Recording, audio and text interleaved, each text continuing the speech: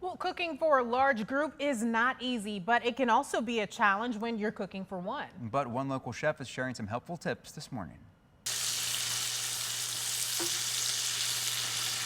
I saute my veggies and then just add them with some eggs and bake them. We're good. Local chef Char Morse has a partnership with Harbor Hospice, offering cooking classes for one as part of the grief support program. For their newly widowers to cook smaller meals for themselves. If they cook like they used to when they had a family and a spouse, they end up eating food and leftover for weeks. But there are many groups of people who could use these skills. College kids, I was thinking, well, newly divorced, I mean, there's more than one way to lose your spouse. And even two empty nesters, because if you no longer have teenage boys to cook for, like I once had, you do have to cut back on what you're cooking. Maybe even saving you some cash. Buying less, buying individual portions versus the mega pack, which makes sense for a large family.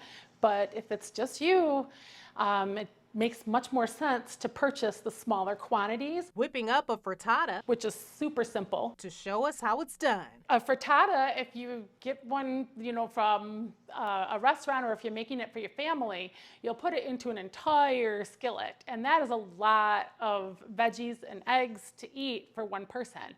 But if we portion it out and place it into like the muffin cups, now I have a breakfast or a snack for someone. This is a one portion thing. And it's about more than just portion sizes. The other thing is I tell them, get smaller pans, because we all have this tendency, hey, I've got a big pan, I'm going to fill it. Another helpful skill, getting creative. Use the rest in something else rather than making a big batch of something that you might not want 3 days later. And I'm also going to add the asparagus. I add the asparagus last because it doesn't take as long to cook as the other veggies do. How to utilize things that are left over. The vegetables that maybe you purchased for a dinner one night that you still have, how can that be repurposed? And so I'm teaching them a lot of times how to make made over leftovers is the best way to say it. A little tiny breakfast. And healthy. That's right.